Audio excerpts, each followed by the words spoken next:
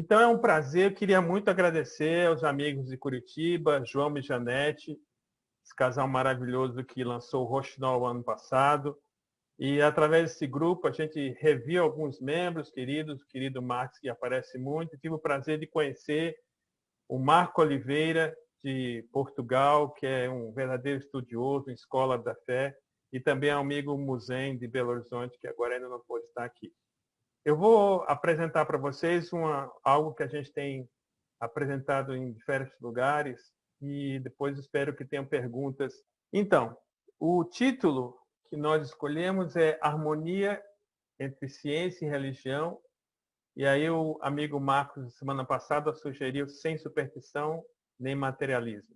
O título anterior era Uma Perspectiva de Integradora, e aí a gente tem esse título agora.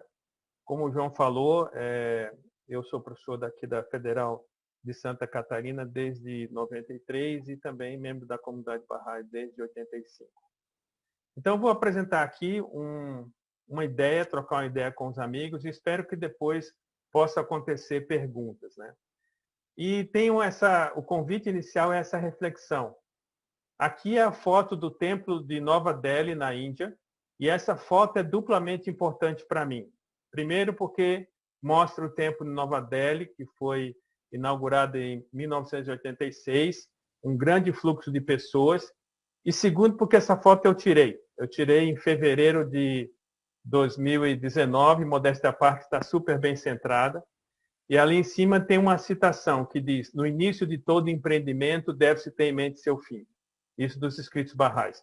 Então a pergunta da reflexão aqui é: por que é relevante conhecer sobre este tema da harmonia entre a ciência e a religião? Essa é a pergunta relevante que se coloca aqui.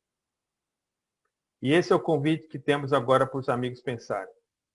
E aqui temos mais perguntas. Quais são as origens, quais as origens desse aparente conflito? Eu coloquei aqui entre aspas. Como a ciência contribui para promover princípios universais? Como princípios Bahá'ís podem contribuir para a harmonia entre ciência e religião? Essas são algumas perguntas também para refletir. Um breve histórico, né? Diz que o cidadão tem duas opções: ou ele morre ou ele vai ficando experiente. Por enquanto, eu optei pela segunda, de ficar experiente. O cara vai contando história, né? Então, quando é que começou essa história? Essa história começou, a história dessa palestra, num colóquio de estudantes da pós-graduação da engenharia mecânica em 2005. Os estudantes da pós da mecânica tinham um espaço aberto para que os estudantes pudessem conversar sobre temas variados, não necessariamente da engenharia. E eles me convidaram para dar uma palestra em março de 2005. Eu falei para os caras, olha, minhas áreas de pesquisa são inteligência artificial e projeto, modelagem, mas eu não quero falar sobre isso. E um dos estudantes sabia que eu era Bahá'í. Mas se você aceitar, eu posso falar sobre harmonia entre ciência e religião. Ele aceitou e eu dei essa palestra praticamente nesse formato para os estudantes da mecânica em março de 2005. O que aconteceu? Meses depois, eu fui para um evento no Soltanier e o então secretário da Assembleia Nacional dos Bahá'ís do Brasil me abordou dizendo que a Assembleia Nacional tinha um evento chamado Conferência de Unidade, e nesse evento tinha um espaço chamado Cátedra Leonora Armstrong, onde a Assembleia Nacional queria convidar professores Bahá'ís para dar palestra. No ano anterior tinha sido o querido Silvio Gil, um amigo de Bahá'í de Curitiba, que é um doutor, só que ele pesquisa aquilo que ele fala da fé, que é sobre ensino religioso, história das religiões. E eu não pesquiso sobre harmonia entre ciência e religião. Como o querido João falou, minha linha de pesquisa é inteligência artificial, então não tem a ver com harmonia entre ciência e religião. Mas eu sugeri para o secretário nacional: olha, Carlos, eu acabei de dar uma palestra, e se você aceitar, eu posso dar essa palestra na Conferência de Unidade. E aí, em maio de 2005, eu dei praticamente a mesma palestra para o público Bahá'í no Soltanier. Devia ter lá algumas centenas de pessoas. E nas duas ocasiões, nem houve ovo, nem houve ovo no palestrante, nem tomate. Então, aparentemente, pelo menos eu sobrevivi. E aí, depois dessa etapa, eu dei essa palestra para o CONE em 2000, CONE, o Conselho de Ensino Religioso de Santa Catarina, depois os alunos de pedagogia da UFSC, e depois eu morei, como o João falou, morei na Califórnia durante um ano, e em dezembro de 2011 eu dei essa palestra no Baha'i Regional Center em São José. Eu morei no Vale do Silício, São José é uma cidade próxima. Depois, escolas de temporada, e aqui eu estou citando algumas. O Instituto Federal de Catarinense de Blumenau, eu fui convidado para dar essa palestra lá, isso está gravado na internet. Ano passado eu dei algumas vezes, inclusive para o querido grupo de Brasília, coordenado por Dona Git Milani e outras pessoas, e foi online. Então, o que vocês veem aqui é mais ou menos essa história com alguns incrementos que eu estou colocando aqui em função do momento atual, né? Então, qual é o momento atual? Ano passado, eu tirei algumas manchetes de jornais internacionais, eu fiz questão de não abordar o Brasil, mas aqui vocês veem algumas manchetes internacionais, né, da CNN lá, Religious Gathering Around the Globe Inflame the Virus. Isso foi uma matéria da CNN de abril de 2020. O The Guardian também menciona como os encontros sociais ampliaram a disseminação da pandemia. Aqui tem um outro do Pew Research Center sobre a relação entre, em alguns eventos religiosos e política de distanciamento social. E o que aconteceu na Coreia do Sul, já em fevereiro de 2020, tinha uma matéria sobre isso lá. Então, esse assunto de crença religiosa e de pandemia foi um assunto muito em vigor nos últimos tempos, né? E, mais recentemente, eu entrei ontem no site da CNN e vi aqui um mapa que mostra a vacinação, o perfil de vacinação nos Estados Unidos. Isso é dado de ontem, 16 de julho de 2021, em que mostra que em muitos estados na costa leste e na costa oeste tem mais de 60% da população vacinada, enquanto estados do sul, né, tem uma percentagem de vacinação bem menor. Isso tem alguma conexão que a gente vai tentar criar ao longo dessa conversa aqui. São dados de ontem, tá? Eu encontrei um artigo publicado em dezembro do ano passado, nesse journal aqui, nesse periódico científico, cujo título é Progress in Disaster Science, estudos sobre as ciências ligadas a desastre. E o título do artigo busca estudar os efeitos da desinformação nas respostas individuais das pessoas e a sua resiliência, como eles encaram a consequência dessa desinformação. E entre as hipóteses que o artigo levanta para a pesquisa, está a hipótese das crenças religiosas. Como as crenças religiosas afetam o interesse das pessoas para informações falsas. Então, o que a gente vê hoje, amigos, claramente, é que existe uma forte conexão entre a crença das pessoas e como as pessoas abordam a ciência. E, por consequência, o aspecto da vacinação. Isso é um fato, isso está categorizado. Para complementar isso, hoje eu tirei achei duas outras matérias e mostram realidades bem diferentes, né? Aqui tem realidades bem diferentes. Uma matéria da Forbes que menciona que 99% das pessoas mortas por Covid no mês anterior eram não vacinados. Isso é uma matéria da Forbes de 24 de junho, portanto, há menos de um mês atrás. Os Estados Unidos, a União Americana, enfrenta uma pandemia de não vacinados. Lá existem vacinas de sobra e pessoas morrendo porque optaram por não tomar vacina. Isso aqui é uma fonte, eu faço questão de colocar sempre as fontes que eu estou citando aqui. Neste aspecto, é bom enfatizar, neste aspecto, o Brasil tem uma situação diferente. Aqui ainda falta vacinas, mas, segundo pesquisa do Datafolha, publicado pela Folha de São Paulo, dia 13 de julho, portanto, essa semana, a adesão à vacina chega a 94% e atinge recorde no Brasil. O que falta aqui é vacinação, mas a imensa maioria da população brasileira deseja se vacinar. Então, são dados super recentes, né? Bom, eu trouxe aqui visões contrárias sobre essa relação entre ciência e religião, e uma delas eu peguei nessa... Isso aqui não tem autor anônimo, mas são tão diferentes do que eu acredito que eu resolvi colocar aqui. E essa visão diz o seguinte: a ciência fala de fatos sem ter absoluta certeza. A religião fala de absoluta certeza sem ter fatos. Autor anônimo. Mas é tão esdrúxulo em comparação com a minha visão de mundo que eu coloquei aqui.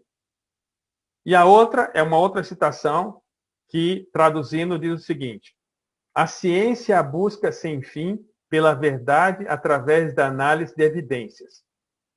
A religião é a prática de sustentar a crença sem evidências. Perguntar se a ciência e a religião são compatíveis é um absurdo. É como perguntar se a farmacologia e a mitologia grega fossem compatíveis.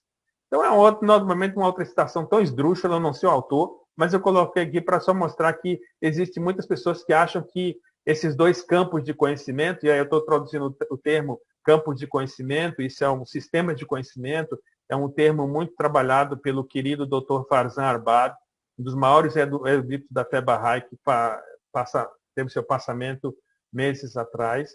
E o Dr. Arbab menciona muito sistemas de conhecimento. Eu gosto muito dessa terminologia.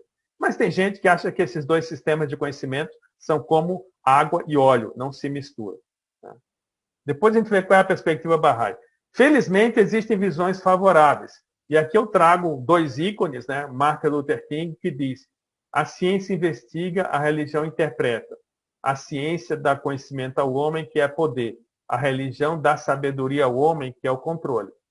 A ciência lida com fatos, a religião lida principalmente com valores. Os dois não são rivais. E a Sua Santidade Dalai Lama diz: se a análise científica for conclusiva para demonstrar que certas afirmações do budismo são falsas, então devemos aceitar as descobertas da ciência e abandonar essas afirmações. Palavras do Dalai Lama. Falando de dois brasileiros notáveis, o Cortella tem uma citação que diz: a diferença entre a ciência e a religião é a seguinte: a religião é crer para ver, a ciência é ver para crer. Precisamos separá-las, elas não são incompatíveis, são apenas diferentes. Uma visão do Cortella.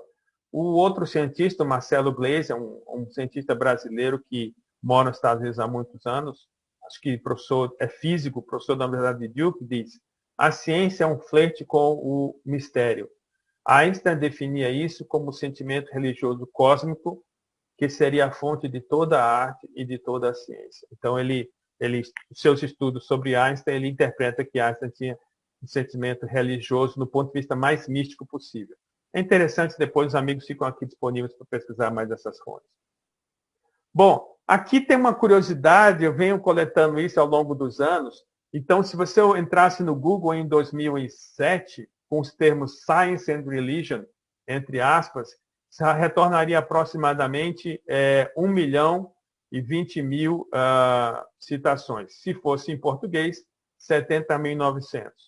Então, ao longo dos anos, eu repliquei isso aí em alguns momentos que eu fui dar essa palestra, e ontem eu tive a curiosidade de repetir.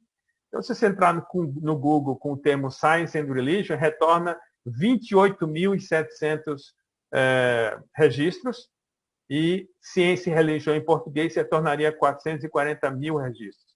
Obviamente, eu não li todos, obviamente, eu não estou dizendo que esses todos concordam, existem muitas visões positivas e diferentes, como eu apresentei antes. E aqui, a conclusão básica é: tem muita gente pensando nisso. Tem muita gente pensando nisso. Existe uma pesquisa, que eu uso essa pesquisa desde a primeira vez, lá em 2005, na primeira versão para os estudantes da pós-graduação da mecânica e depois no Soltanier em 2005, que é uma pesquisa encomendada pela BBC. A BBC, o maior sistema de comunicação da Grã-Bretanha, né, uma rede super conhecida, encomendou uma pesquisa em janeiro de 2004. Essa pesquisa abordou 10 países e o objetivo era definir o perfil, buscar entender, não definir, buscar conhecer o perfil das crenças do mundo. E seguem algumas observações. O nome da pesquisa é What the World Think About of God. Então, se você for lá no Google e escrever isso, ainda existe esse site disponível. Meses atrás eu consultei, confesso que não consultei essa semana. Mas o nome é What the World Think of God.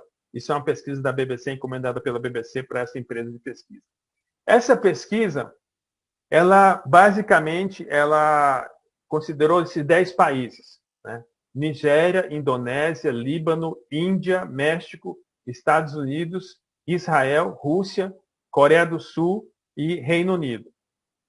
Esse gráfico mostra o quê? Mostra a síntese da pesquisa em relação os seguintes elementos. Esse gráfico inclui: sempre acreditei em Deus, ou acredito em Deus, mas nem sempre fui assim, ou não acredito em Deus, mas creio em algum poder superior. O cidadão não crê em Deus, fala assim, não creio em Deus, mas eu creio na força construtora, propulsora, criadora de todo o universo. Tá bom, então para simplificar, alguns chamam de Deus. Então, esse gráfico sintetiza tudo isso aí. E o que a gente vê, né? A partir dos dados da Rússia para cima, 70% da população respondeu que concorda, que acredita em Deus, que concorda com uma dessas 3 sentenças. O que deu menor percentagem foi o Reino Unido, da ordem de 67, coisas desse tipo. Então, alguns comentários. Essa pesquisa mostra uma clara relação entre crença e nacionalidade. Por exemplo, no Reino Unido, pessoas menos propensas a acreditar em algum poder superior, enquanto México e Estados Unidos, mais de 90%.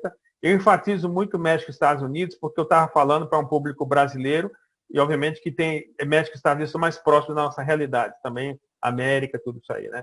Então, mais de 90% responderam que acreditam em algum poder superior. E a próxima comparação evidencia os aspectos bem culturais. Qual é a próxima comparação? Ela diz o seguinte: meu Deus é o único verdadeiro Deus. Pergunta é: meu Deus é o único verdadeiro Deus? E aí tem um perfil comparado naqueles que concordam, as escalas em vermelho, e naqueles que discordam dessa afirmação. Meu Deus é o único verdadeiro Deus. Então, o que é que a gente vê? A gente vê que, por exemplo, né, em torno da Índia, a Índia está mais propensa, em torno de 60% concordam com essa citação, 40% discordam, e esses números basicamente se alteram em relação aos Estados Unidos, Coreia do Sul e Reino Unido. Mas essa pesquisa mostra claramente um aspecto cultural ligado a essa pergunta, a essa citação. Meu Deus é o único verdadeiro Deus. Comentários. Mais de 90% dos entrevistados na Indonésia, Nigéria e Líbano disseram que acreditam que seu Deus é o único verdadeiro Deus. Aqui é somente uma síntese da pesquisa. Isto comparado a apenas 31% dos entrevistados no Reino Unido, cerca de 50%, metade da população, nos Estados Unidos e na Rússia, e México quase 80%. Eu cito, reforçando, Estados Unidos e México pela proximidade em relação ao Brasil, que não estava na pesquisa. E mais um gráfico, né? O gráfico esse é o último gráfico que eu apresento sobre essa pesquisa, são vários gráficos, é uma pesquisa muito rica, vale a pena conhecer. Diz assim: a crença em Deus ou poder superior contribui para melhorar o ser humano. Independente do perfil cultural, a imensa maioria concorda com essa citação. O que deu menor escala foi o Reino Unido. A crença em Deus ou poder superior contribui para melhorar o ser humano. Então, mais de 80% acreditam que a crença em um poder superior contribui para melhorar o ser humano. Menor percentual foi no Reino Unido, da ordem de 56%. México e Estados Unidos tiveram em torno de 80%. E essa, na verdade, é a última. O mundo seria mais pacífico se as pessoas não acreditassem em Deus. Veja como a citação foi formulada. O mundo seria mais pacífico se as pessoas não acreditassem em Deus, e a imensa maioria dos respondentes discorda dessa citação. Que o mundo seria mais pacífico se não acreditassem em Deus. E a reflexão aqui é uma conexão clara entre crença e paz. Então, a grande maioria discorda que o mundo seria mais pacífico sem a crença em um poder superior. No Reino Unido, apenas 29% acreditam que o mundo seria mais pacífico sem essa crença. No México, menos de 20% e nos Estados Unidos, menos de 10%. A reflexão que eu convido aqui a fazer é: a grande maioria tem crença em um poder superior, como foi visto na pesquisa. E para grande parte, esta crença favorece um mundo mais pacífico. Por que estamos atravessando tantas guerras? Quando eu dou essa palestra online, na verdade, eu já dou algumas palestras, e quando é online, não, quando é presencial, eu paro e provoco perguntas. Eu vou até as pessoas, pergunto e tal. Nesse esquema online, a gente fica meio travado na frente de uma câmera e essa conversa assim. Mas nesse momento, para os amigos que estiverem ainda assistindo, eu só estou conseguindo ver aqui Marco, Helena e o João Davi, e os três aparentemente ainda estão acordados, mas para os demais amigos que estão assistindo eu não consigo ver, anotem as suas reflexões. Anotem para a gente conversar depois, porque o objetivo disso aqui é suscitar essas perguntas.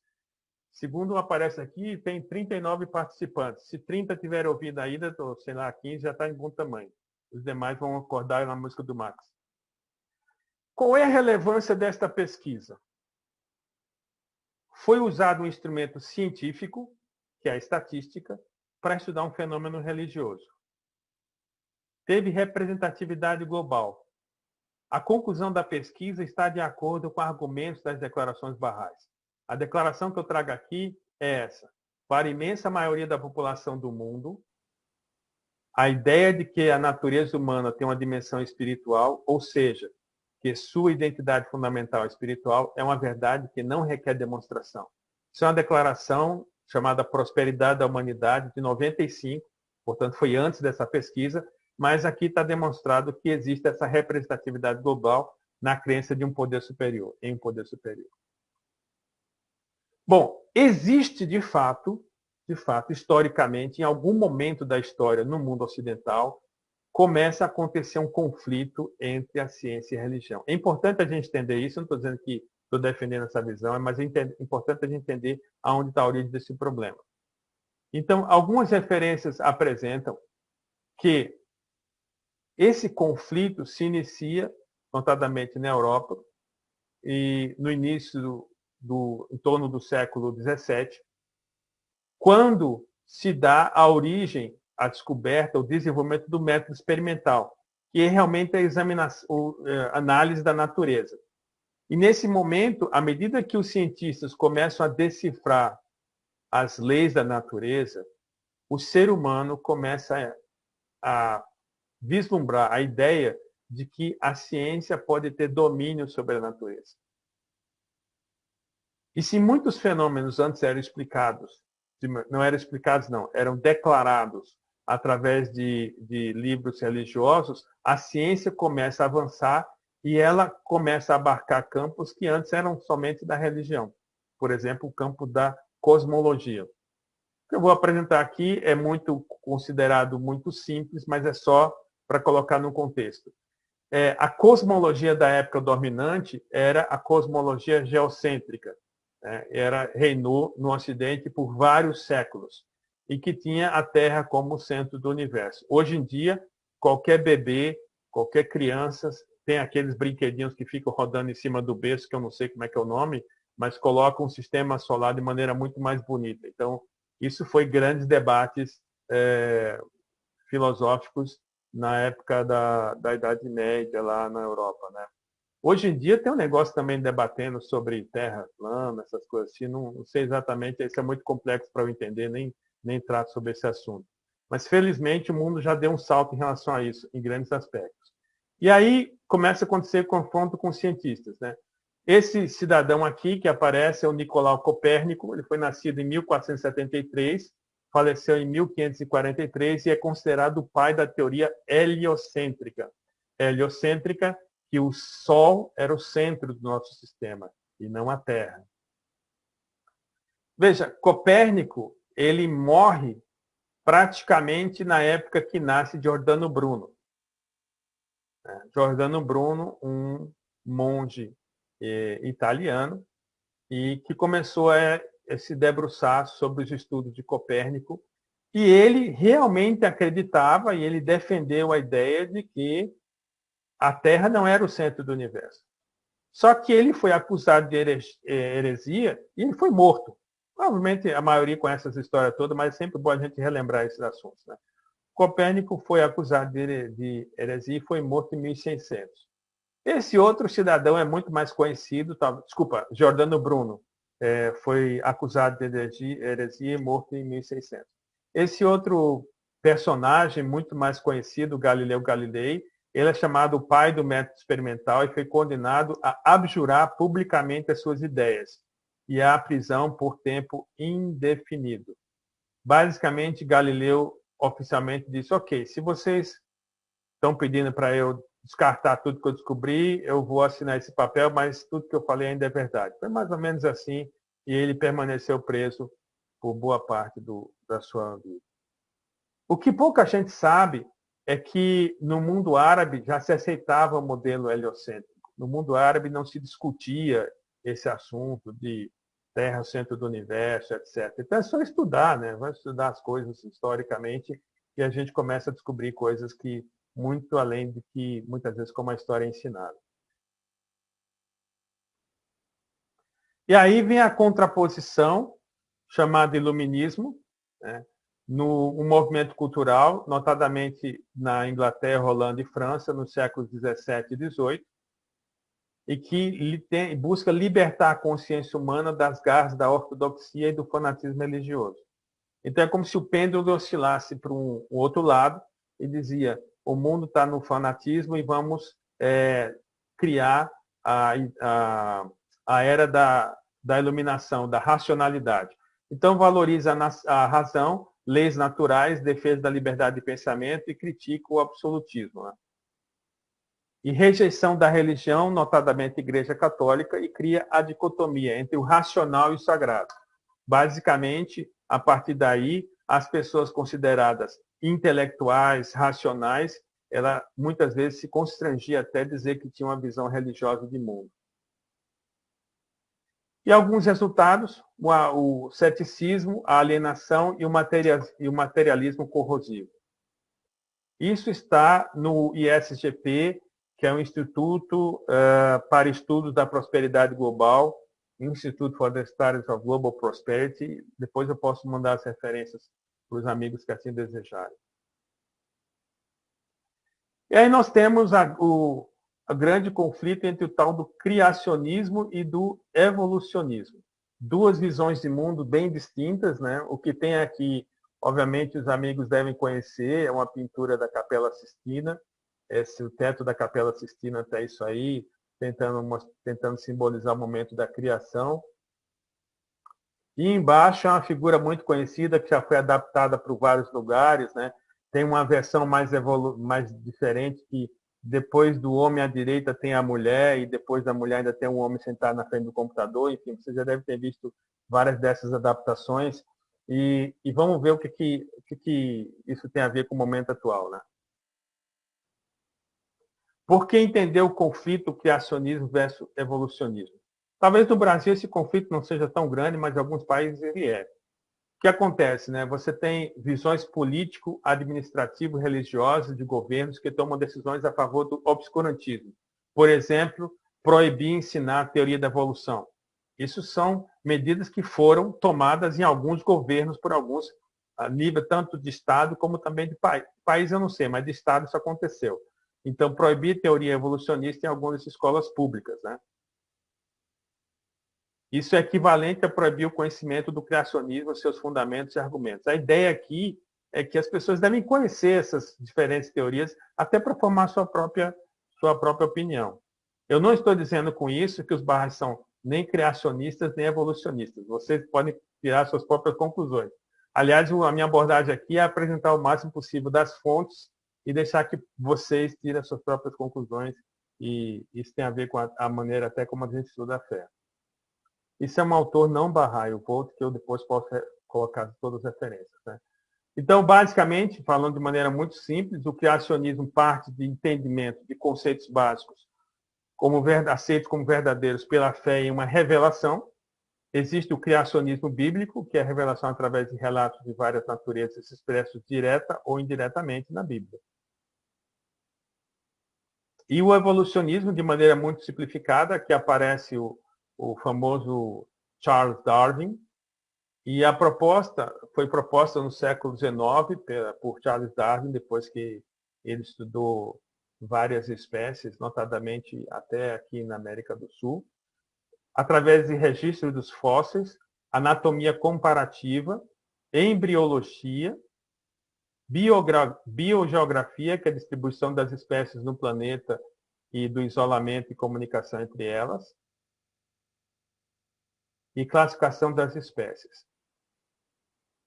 Grande parte das descobertas de Darwin estão fundamentadas em anatomia comparativa. E a gente vai falar sobre isso um pouco mais na frente, tá? Sobre a anatomia comparativa. E alguns podem estar perguntando, e a visão Bahá'í, qual é? João, tem gente querendo entrar ainda, tá? Então é bom você estar dando uma olhada na sala de espera, porque tem gente querendo entrar. Nós estamos atentos, viu, Johnny? Então, Beleza. temos algum problema de comunicação, de rede, fica tranquilo. Legal. E qual é a visão Bahá'í?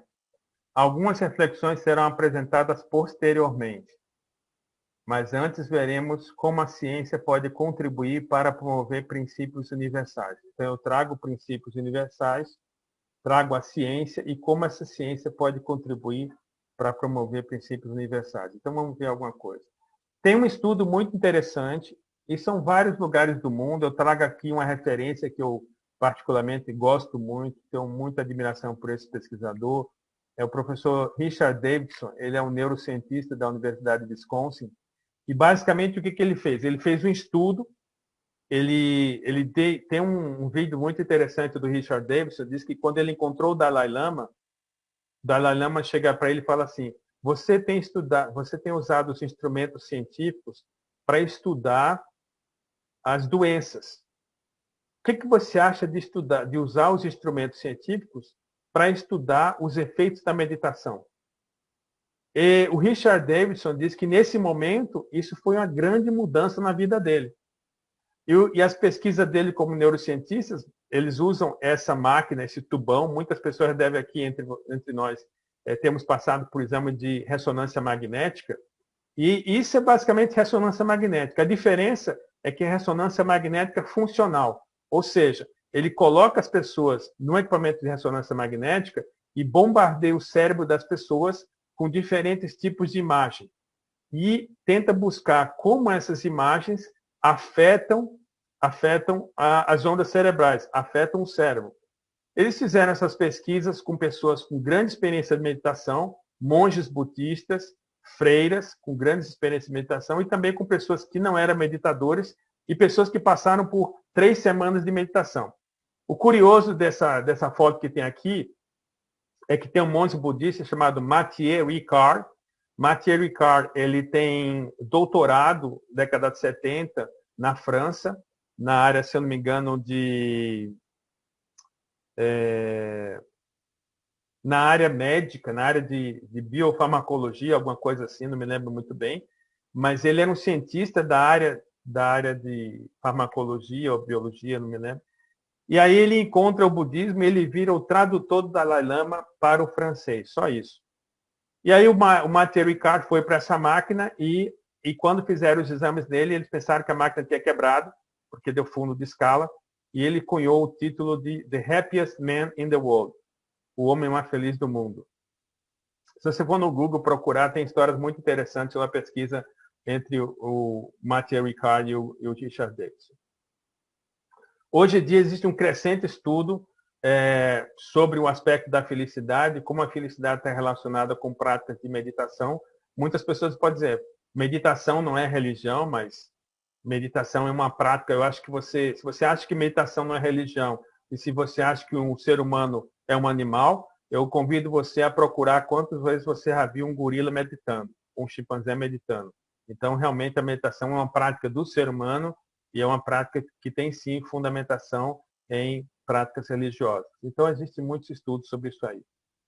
Bom, aqui falando sobre ciência, é bom colocar um panorama bastante simples do método científico. Tá? O método científico, ele parte de uma pergunta, por exemplo, qual o melhor fertilizante? Ele faz observação em relação à natureza, ele parte em função da sua observação, da sua interação com a natureza, ele faz uma pergunta, aí ele cria uma hipótese, então ele planta com diferentes fertilizantes, depois ele faz análise e depois ele conclui. É importante o beabá do método científico, por quê?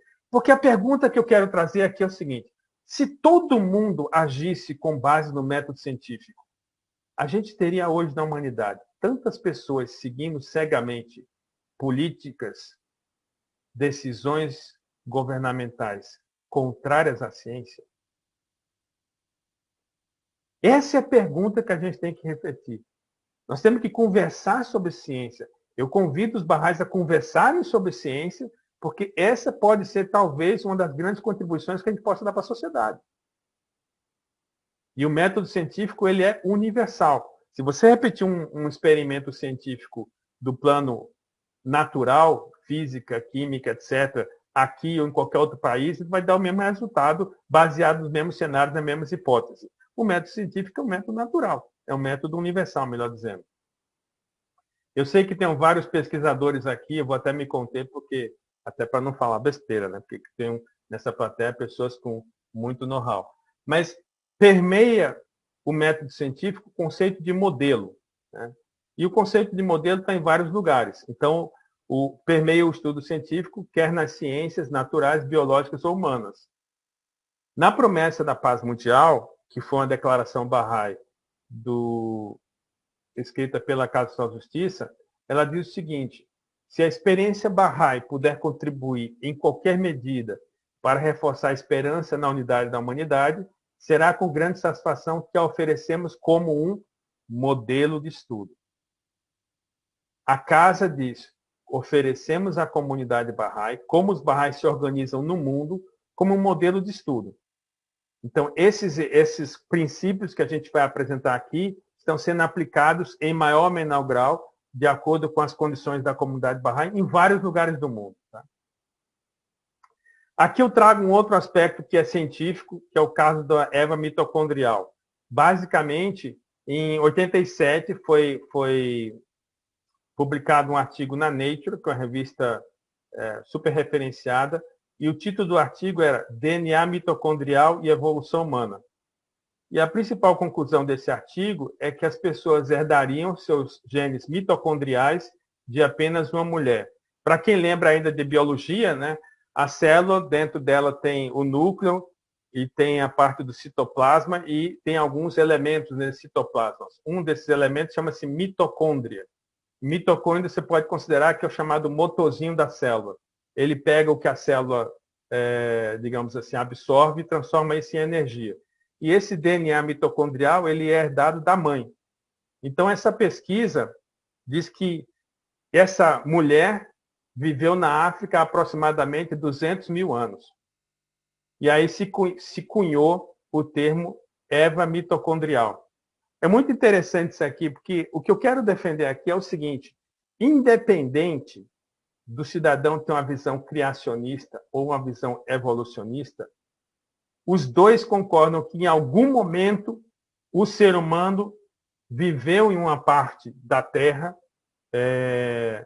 originalmente e foi um ser humano como a gente conhece, né?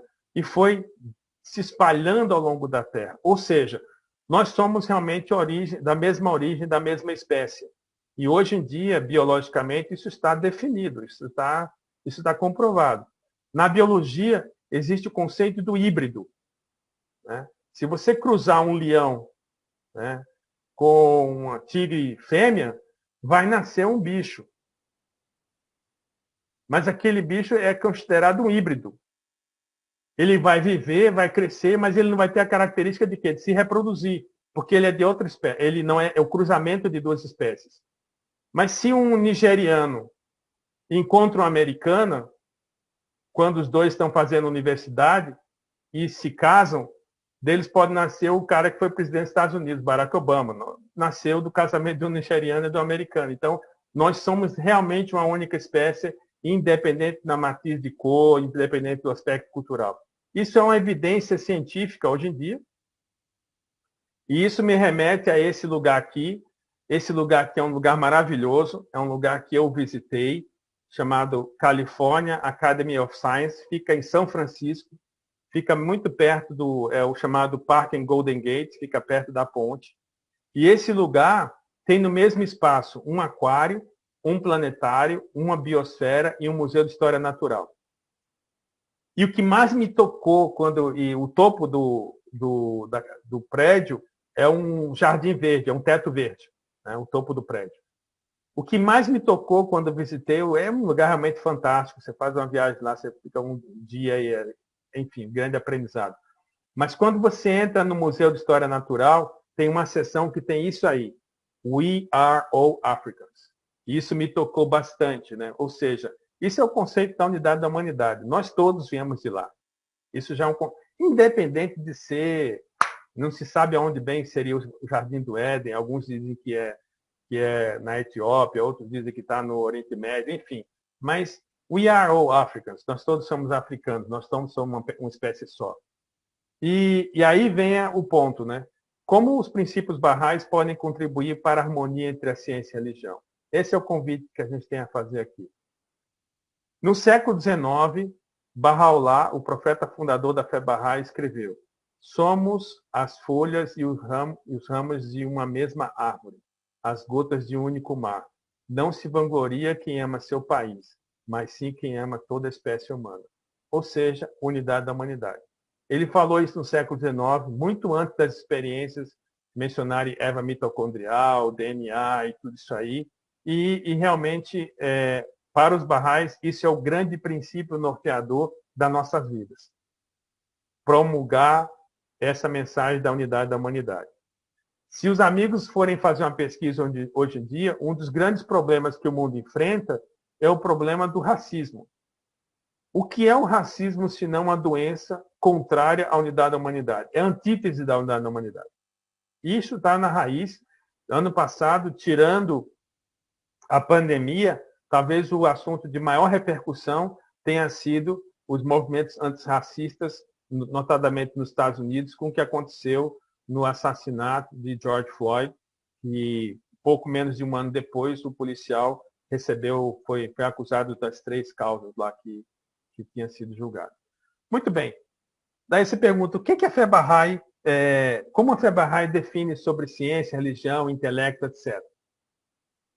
Eu estou falando aqui, eu sei que a maioria do público é Bahá'í, mas eu sei que tem pessoas aqui que estão conhecendo a fé, e vale lembrar que há pouco mais de um século atrás, Abdu'l-Bahá, que é a terceira figura central da fé, visitou a Europa, visitou os Estados Unidos, visitou o Canadá. Nesse ano nós lembramos 100 anos do seu passamento. Abdu'l-Bahá começa uma das suas palestras em Paris, no ano de 1911, com isso. Qual é a maior dádiva de Deus ao homem? E ele diz: a maior dádiva de Deus ao homem é o intelecto ou o entendimento. Então veja, uma das figuras centrais da fé Bahá'í diz que a maior dádiva de Deus ao ser humano é o poder do intelecto. Resta-nos saber como utilizar esse poder do intelecto. E aqui tem uma reflexão. Através da ciência, desenvolvemos esta dádiva, descobrindo mistérios da natureza física, suas leis, sobre a vida do homem e outras espécies, melhor qualidade de vida e maior longevidade. Isso são parâmetros da vida hoje em dia. A vida, no sentido material da humanidade, melhorou bastante. E uma maior facilidade de comunicação. Existe uma declaração na prosperidade da humanidade que diz que a ciência e a tecnologia devem ser instrumentos para a unificação do planeta. Então, no século XX, ciência e tecnologia permitiram a integração física do planeta e a interdependência entre nações e povos.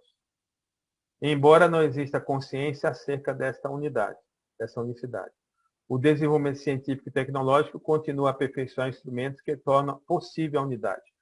Embora nem todas as nações tenham a consciência, e os seus líderes nem todos tenham a consciência da unidade da humanidade, o fato é que a ciência e tecnologia permite fisicamente tornar o mundo unido. Né? Isso, em grande parte, para o bem, mas algumas vezes para o mal, para coisa ruim. Quer dizer, ou seja, um vírus que surgiu na China, em função dos meios de transporte, em 2 meses englobou todo o planeta. Isso é um fenômeno tecnológico científico, né? Mas aí, esse documento diz que tem que ter propósito. Sem propósito, o mundo degringola. Sem propósito, o mundo cai na deriva. E o propósito deve ser contribuir para o entendimento entre os povos, conduzir a humanidade a refletir completamente sua unidade orgânica, auxiliando a abolir preconceitos e divisão de qualquer tipo, classe, credo, sexo, raça ou nacionalidade. Isso também está na prosperidade da humanidade. Quando acontece o desvio de propósito, a ciência e a tecnologia podem ser instrumentos para aperfeiçoar instrumentos de guerra, apoiar a concentração e abuso de poder, minar valores sociais e culturais e pôr em risco a existência da humanidade. Está na Declaração Bahá'í, na Declaração da Bahá'í International Community, que é o órgão da Fé Bahá'í, da Comunidade Internacional Bahá'í, junto às Nações Unidas, numa conferência em 79. Deixa eu ver. Ok. Nesse documento, nessa declaração, ele menciona que devemos instilar base de valores nos cientistas. Então, a ideia é, os cientistas continuam fazendo ciência, o que eles fazem de melhor mesmo, mas aí imbuídos de valores. Se você tirar o valor da ciência, você causa a possibilidade do caos da humanidade hoje em dia, do ponto de vista científico e tecnológico. Dá um exemplo concreto. Hoje existem ogivas nucleares, poder de matança, para destruir o planeta dezenas de vezes, embora a gente tenha um planeta só, e por sinal é redondo. Tá? Então, esses artifícios de guerra foram construídos por cientistas / engenheiros. Alguns colocam engenheiros entre cientistas, outros colocam engenheiros não cientistas, mas enfim. Eu sei que eu estou vendo aqui o Marco Oliveira, que também, como eu, é engenheiro, então eu posso falar dos engenheiros, eu tenho aqui um colega engenheiro também. Mas a pergunta é, será que se todos os engenheiros que constroem as armas fossem imbuídos de valores, o mundo estaria nesse caos? Essa é a pergunta que eu deixo aqui para reflexão geral. Então, pode ser um meio mais efetivo para eliminar obstáculos da aplicação da ciência e tecnologia para o desenvolvimento humano. Pode ser um meio também para definir melhor a prioridade dessas necessidades, o conhecimento a serviço dos seus concidadãos, uma motivação para uma transferência de tecnologia mais apropriada. Um exemplo concreto. Hoje em dia, eu vi um mapa, eu não trouxe aqui para a apresentação, dizendo que na Europa e nos Estados Unidos, a taxa de vacinação da população em geral é da ordem de 50%, da ordem, tá? Enquanto na África, a taxa de vacinação do continente, na média, é 2%. E só 2 países, Tunísia e Marrocos, vacinaram em torno de 8%, mas abaixo a popular, chama de África subsaariana, ninguém atingiu valores grandes ainda. Então, esse é o continente africano que tem 2% da vacinação. Será que se a transferência de tecnologia fosse adequada, aconteceria isso? Então, novos avanços científicos e tecnológicos devem existir e a integração da ciência para o desenvolvimento socioeconômico. Essa é uma declaração de 79. Declaração de 79 disponível para os Bahá'ís. Curiosidade para quem não é Bahá'í. Como os Bahá'ís foram orientados a agir na pandemia?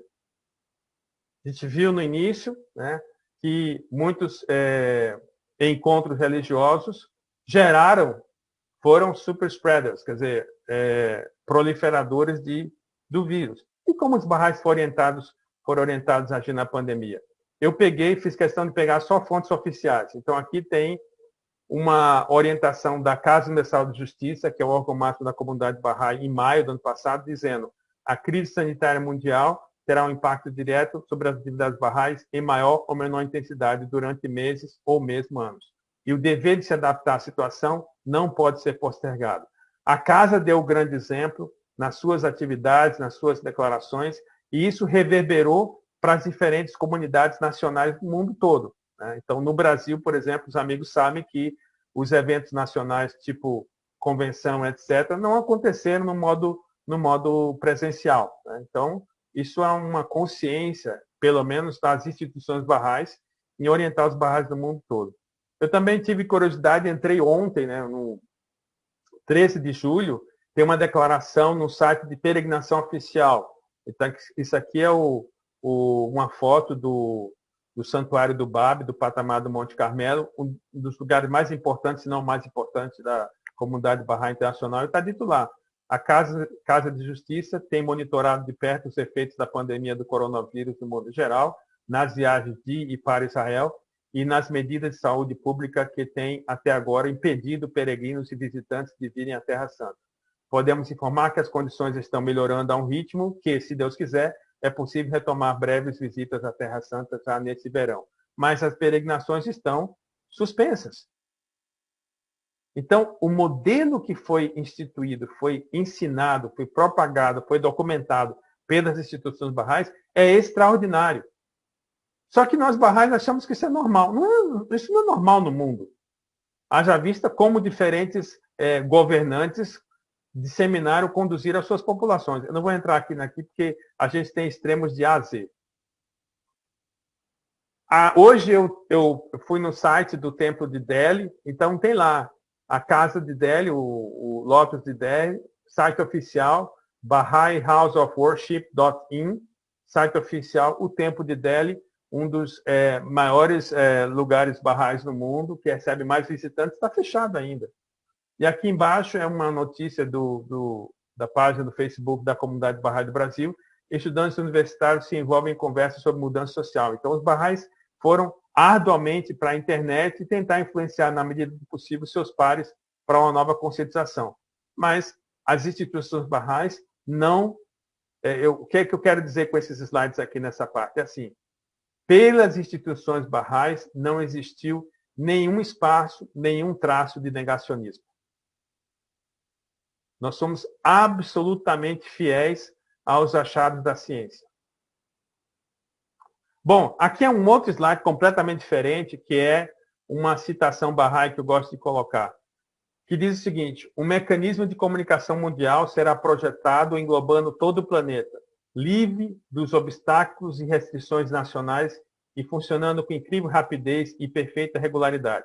Se eu mostro essa declaração, essa descrição para qualquer pessoa, as pessoas vão olhar isso aí e vão dizer, bom, isso existe, isso é internet. A pergunta é, a que esta descrição nos remete, quando foi escrita e por quem? Mas se a gente mostra essa descrição, todo mundo fala, esse mecanismo mundial de global é a internet. Só que isso foi escrito em 1936 por Shoghi Effendi, o guardião da fé Bahá'í. 1936, muito antes de que acontecesse o embrião da internet. Para quem não sabe, o embrião da internet surge no laboratório do DARPA, que é uma agência do Pentágono, num projeto no Pentágono, Agência de Defesa Americana, chamado ARPANET, que conectou computadores via fios de telefone. Basicamente é isso. Nasce a ARPANET fisicamente e depois existem vários, entre aspas, nascimentos da internet ao longo desses anos. Mas fisicamente é década de 60. O Guardião escreveu isso em 36. Alguns pontos desafiadores. Como acontece diferentes métodos de aquisição de conhecimento, a questão do Gênesis, a teoria da evolução, cosmologia, base da filosofia, entre outros. Tem temas Bahá'ís para tudo isso aqui. Eu não vou entrar em todos esses detalhes, porque realmente não dá tempo, mas existem fundamentos Bahá'ís para todos esses itens aqui. Mas, obviamente, não se dá para falar sobre ciência sem falar sobre educação. E, na perspectiva Bahá'í, a educação tem que ser ensinada considerando o ser humano como uma mina rica. Então, aqui diz, considerai o homem como uma mina rica em joias de inestimável valor. A educação tão somente pode fazê-la revelar seus tesouros e habilitar a humanidade a tirar dela algum benefício. É assim que os Bahá'ís veem a educação. E, obviamente, a educação é a base da ciência. Não se fala ciência sem educação. Sobre a natureza dos planetas, tem essa citação aqui, que alguns amigos já conhecem. Os eruditos que fixarem alguns milhares de anos a vida desta Terra deixaram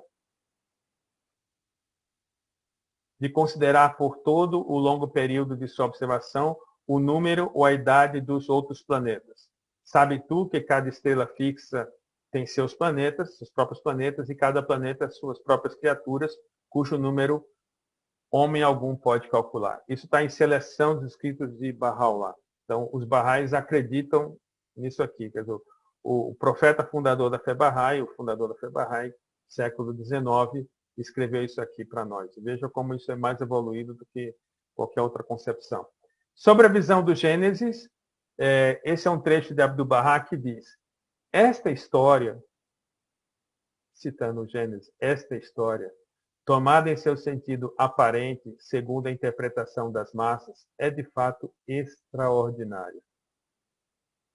A inteligência não pode aceitá-la, afirmá-la ou imaginá-la, pois tantos arranjos, detalhes, discursos e repreensões estão longe de ser de um homem inteligente, muito menos da divindade. Devemos considerar como simplesmente simbólica e perceber que encerra mistérios divinos e significados universais e permite explicações maravilhosas. Resposta a algumas perguntas. Uma das grandes explicações é a unidade da humanidade, quer dizer, que todos os seres humanos vêm de uma mesma família. A teoria da evolução, quando de sua visita à América do Norte, Abdu'l-Bahá fez a seguinte citação: entre o homem e o símio, no entanto, há um elo perdido, por enquanto os cientistas não foram capazes de descobri-lo. Por isso, a maior prova dessa teoria ocidental da evolução humana é anatômica. O elo perdido da teoria darwiniana é, em si próprio, uma prova de que o homem não é um animal. Sua ausência é uma indicação de que o homem nunca foi um animal. Ele nunca será encontrado. Isso é uma citação de Abdu'l-Bahá que está em Promulgação da Paz Universal, um livro que engloba grande parte das suas palestras durante a sua visita à América do Norte. Aliás, que algumas semanas atrás foi muito bem referenciado pelo querido Jário Deutscher, que eu vi que entrou antes, e recomendo muitos amigos que quiserem conhecer um pouco mais desse episódio da vida do Bahá, vejam lá a palestra do Jário. O argumento mais importante para falar sobre a teoria da evolução, quando Abdu'l-Bahá continua no seu discurso dessa parte, ele fala sobre a evolução do embrião. Aí eu destaquei aqui uma imagem de um embrião com 15 dias. Se você mostrar isso aí para uma pessoa, ele vai dizer, olha, você pode ter parecido isso aí, mas eu nunca pareci isso aí não. Ele não sabe, né? Mas isso é uma foto de um embrião de 15 dias. E aí é aquele embrião com cerca de 6 semanas. Em cerca de 6 semanas, o cidadão, por mais bonito que seja, mesmo o amigo João Davi, era alguma coisa parecida com isso em 3 semanas. Sinto muito dizer, João, mas é isso aí. Em estágios mais avançados, já dá para olhar o cabeção, né? Então, em alguns lugares do Brasil, a cabeça vai ser até maior, mas eu não posso contar piada porque isso aqui é o módulo online, é mais formal. Então, em torno de 35 dias, parece com esse negócio aí na frente. Cerca de 6 semanas, aí não, definitivamente a cabeça está quase formada, né? Tem uma teoria que, inclusive, diz que, na verdade, a gestação do bebê deveria demorar 12 meses. Só que 9 estão dentro do útero e 3 depois. Mas isso é uma outra história que a gente conversa em outro momento. E os primeiros 3 meses ele está muito mais nesse mundo entre o sistema fetal e o mundo de fora. O que quer se mostrar aqui? É que a evolução anatômica nem altera, nem afeta a espécie. A anatomia vai se alterando, mas a espécie é a mesma. O DNA está lá desde sempre. Então, por que não, no passado, o ser humano ter sido anfíbio? Aliás, a gente passa 9 meses da nossa vida num espaço líquido, né, chamado, se eu não me lembro muito bem na minha aula de biologia, líquido amniótico. Mas aqui deve ter um monte de gente da biologia que pode me corrigir depois e falar muito mais propriedade. Por que não? Mas se você basear nessa hipótese, se você recorre somente à informação, à evolução anatômica, você nunca vai comprovar isso. Porque anatomicamente o ser humano pode nunca parecido com o ser humano como ele é hoje. Porque durante a sua vida tem essa transformação toda aí. Enfim. E assim tem esse mistério da vida. Desse bolo aqui, de células no início, forma-se isso aqui. Quando eu dava essa palestra no presencial, todas as mulheres olhavam isso aí e falavam, os homens não tinham reação nenhuma, né? Mas as mulheres olhavam e falavam, não sei porquê, né? mas os homens não tinham nenhuma reação, no máximo davam um sorriso como o Marco deu agora. Mas enfim, eu só estou conseguindo ver o Marco e o João Davi. Como eu não conheço a Helena, não vou fazer uma brincadeira com ela, mas o Marco e o João Davi eu pego no pé. E aí temos os paralelos.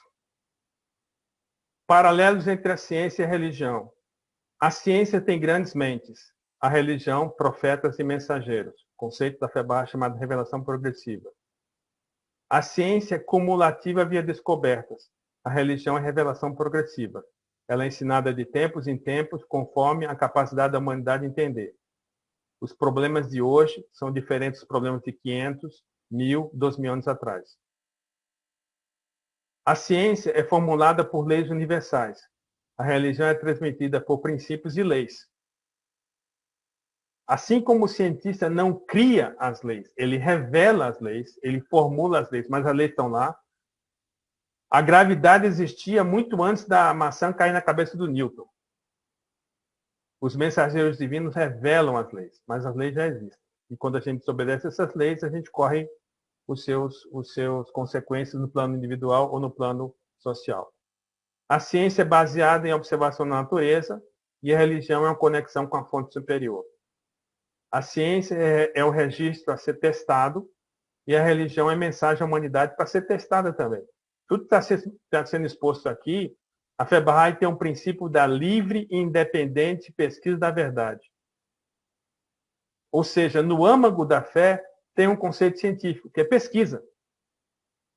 Livre e independente pesquisa da verdade.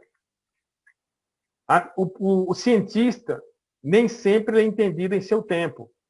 O cara morreu, ninguém entendia muito o que ele falava. Tá? Poucos acontece do Einstein, né? O Einstein, aliás, tem uma história que chegaram para o Einstein e perguntaram como é que é viver sendo o homem mais inteligente do mundo? Ele fala, não sei, pergunta para Nikola Tesla. Então, ele considerava que o Tesla era mais inteligente do que ele. Mas o Einstein, o grande, acho que, eu não sou um estudioso sobre o Einstein, mas o grande efeito do Einstein não foi... Tem um outro encontro famoso entre o Einstein e o Charles Chaplin. Então, o Einstein fala, puxa, as pessoas... O Charles Chaplin fala assim, mas é uma honra lhe conhecer, e as pessoas o admiram mesmo sem entender nada do que você fala, né? E o Einstein fala, pois é, mas as pessoas assistem você sem ouvir nada do que você fala também, porque o Charles Chaplin era um grande mito do cinema mudo. Enfim, tem uma conversa assim, muito interessante, mas é um pouco de folclore isso também. Então, o cientista muitas vezes não é entendido durante o seu tempo. O mensageiro de Deus é perseguido durante a sua vida. A ciência conclama pesquisas futuras e o mensageiro de Deus também anuncia outros profetas. O cientista, o verdadeiro cientista, ele é humilde perante o universo. Isso desde a Grécia, falava, sei que nada sei. Quem falou isso? O famoso Sócrates, que não era aquele do Corinthians da seleção, era um outro cidadão, né? Mas isso só pega entre os brasileiros, mas tudo bem. Até você vê o Isaac Newton, também tem declarações de grande humildade perante o universo. O Newton falava, eu era um anão, mas estava sob os ombros de um gigante. Isso era humildade. Meu. E o profeta é humilde perante o Criador. Né? São muito paralelos. E aqui tem a visão Bahá'í, que diz que a humanidade é como um pássaro. Uma asa é a ciência, a outra é a religião. Ambas as asas devem ser igualmente fortes para que esse pássaro possa alçar voo. Sem a valorização da ciência, a humanidade cai no fanatismo. Mas sem a valorização da religião, a humanidade vai para o materialismo.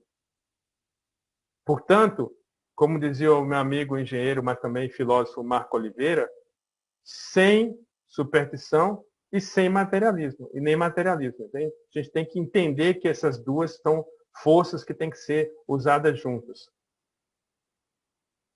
E aí, finalmente, tem essa declaração. Quando a religião, livre das suas superstições, tradições e dogmas, pouco inteligentes, mostrar sua harmonia com a ciência, então se achará no mundo uma grande força unificadora e purificadora. Vejam a declaração de Abdu'l-Bahá. Quando a religião, livre das suas superstições, tradições e dogmas pouco inteligentes, mostrar sua harmonia com a ciência, então se achará no mundo uma grande força unificadora e purificadora. Palestras de Abdu'l-Bahá em Paris, início do século XX. Data histórica para concluir. O que aconteceu em 23 de maio de 1844? Entre Washington e Baltimore, nos Estados Unidos, foi realizada a primeira transmissão telegráfica. Veja, o que a gente está usando aqui, a internet, ela surge da fusão do telefone com o computador. Mas antes de existir o telefone, existia uma coisa chamada telégrafo. Então era o tataravô do telefone. Eu acho que eu falei tatara muitas vezes, mas tudo bem. Qual foi a mensagem que o Samuel Morse escolheu? Ele não podia colocar qualquer coisa, tipo, mãe, falta pão para comprar. Ele não podia fazer qualquer coisa. Então, a história vai mais ou menos assim. Diz que ele pegou a Bíblia e a primeira frase que ele achasse, ele mandaria.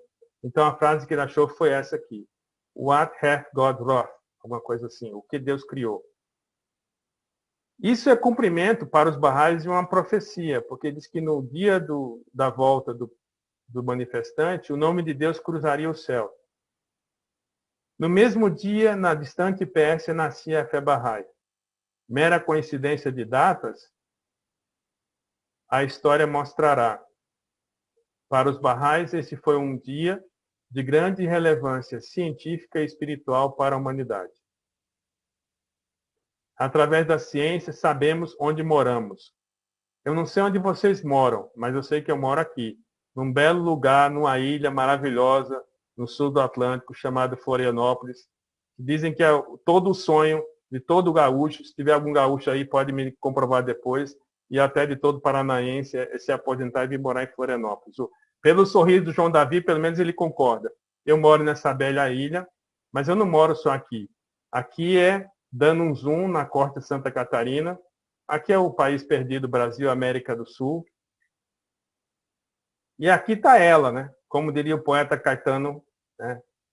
Por mais distante, o errante navegante, quem jamais se esqueceria, chamada Terra. Essa é a grande nave espacial da qual todos nós somos viajantes, né? O século XX, através da ciência, colocou o ser humano, pela primeira vez na história da humanidade, longe da Terra. E diz que antes da Apolo 11, quando eles conseguiram da Lua, antes de pousar na Lua, mas teve uma viagem em 1968 que eles conseguiram fotografar o amanhecer da Terra da Lua, que é essa foto aqui, absolutamente fantástica, né? Essa foi a foto de 68. Nós estamos nesse lugar. Nós estamos nessa nave. Mais unidade mundial do que isso, eu não sei como expressar. Mas o mais paradoxal é que, apesar de tudo isso, tem gente discutindo que ela é chata, é plana, sei lá o quê. É tipo um disco, né? Mas enfim, tipo um frisbee, sei lá. Mas, na verdade, nós moramos aonde? Você nem consegue ver. Segundo Carl Sagan, que foi um dos mentores da missão da Voyager, na década de 70, a Voyager é o artefato humano mais distante que já saiu do sistema solar. Tem um momento da Voyager que ela está entre, talvez, Júpiter e Saturno, que ela fotografa a Terra, tenta fotografar, eles voltam para... Um negócio meio realmente extraordinário. Década de 70, né, que a Voyager foi lançada. E ele consegue ver a Terra como um pálido ponto azul. Em inglês, a pale blue dot. In the ocean of the universe. Quer dizer, um pálido ponto azul no oceano do universo. É onde moramos. Aqui estão algumas das referências que eu não citei diretamente na apresentação, muitas eu citei. E aí, com isso, para a felicidade de todos, inclusive do João, eu termino aqui